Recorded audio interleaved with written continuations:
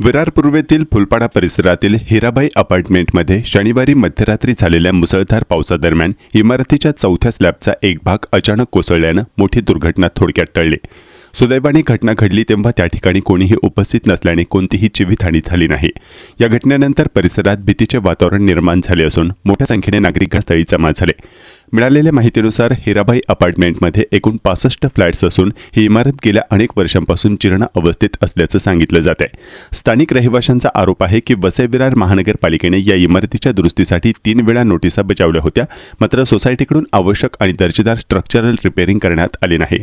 त्यामुळे इमारत सध्या अत्यंत धोकादायक अवस्थेत असून ती कधीही कोसळू शकते अशी भीती नागरिकांनी व्यक्त केली।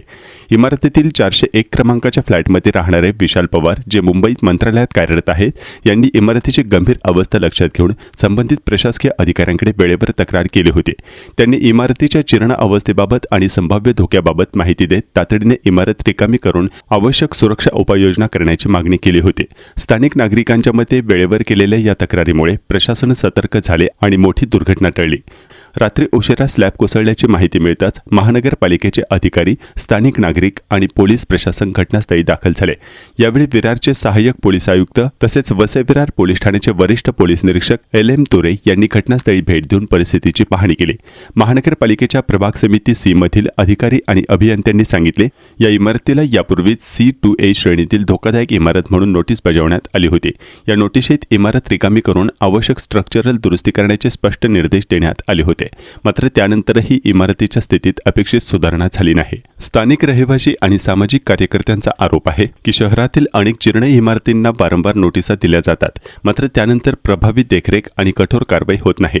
अनेक सोसायट्या केवळ बाह्य रंगकाम, प्लास्टर किंवा किरकोळ पॅचवर्क करून इमारत सुरक्षित असल्याचा आभास निर्माण करतात, मात्र इमारतीच्या वास्तविक मजबूतीची तांत्रिक तपासणी केली जात नाही।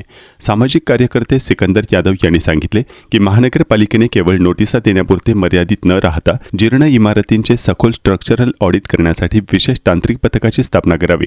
ज्या इमारतींना 2 किंवा त्यापेक्षा अधिक वेळा नोटिसा बजावण्यात आल्या आहेत त्यांच्या प्रकरणांचा स्वतंत्र आढावा घेऊन कठोर कारवाई केली जावी। सदर तसे ऑलरेडीच कॉर्पोरेशनने त्यांना जानेवारी महिन्यामध्येच नोटीस देऊन त्यांना खाली करण्यास सांगितले होते, परंतु त्यांनी रिपेअरचं काम चालू केल्यानंतर सुद्धा त्यांचं संपलेलं नाही आणि त्यामुळेच थोडासा जो काय स्लॅब आहे तो कोसळला आहे। त्यामुळे त्याला सुरक्षेच्या कारणास्तव प्रशासनाने ताबडतोब त्यांची जे रहिवासी आहे त्यांची राहण्याची व्यवस्था केलेली आहे आणि त्या ठिकाणी त्यांना पण प्रत्येक व्यवस्था करणं हे मान्य, प्रत्येक जे आहेत रहिवासी त्यांनी स्वतः त्यांची व्यवस्था करायची, परंतु ह्युमॅनिटी बेसिसवर प्रशासनाने तात्पुरती त्यांची व्यवस्था ऑलरेडी केलेली आहे। प्रशासनाला जी काय मदत लागेल ती सर्व त्यांना केली जाईल। पण पैसे तरी असले पाहिजे ना सर, नाही भेटणार ना सर आता पावसामध्ये रूम वगैरे। रूम भेटते आता पाऊस एवढा चालू आहे, जाणार जाऊ शकतो, पण आता पूर्ण फॅमिली आहे, काही काही लहान मुलं पण आहेत ना। तुम्हाला काय हेल्प पाहिजे ना, जाऊन सांगा, काही प्रॉब्लेम नाही।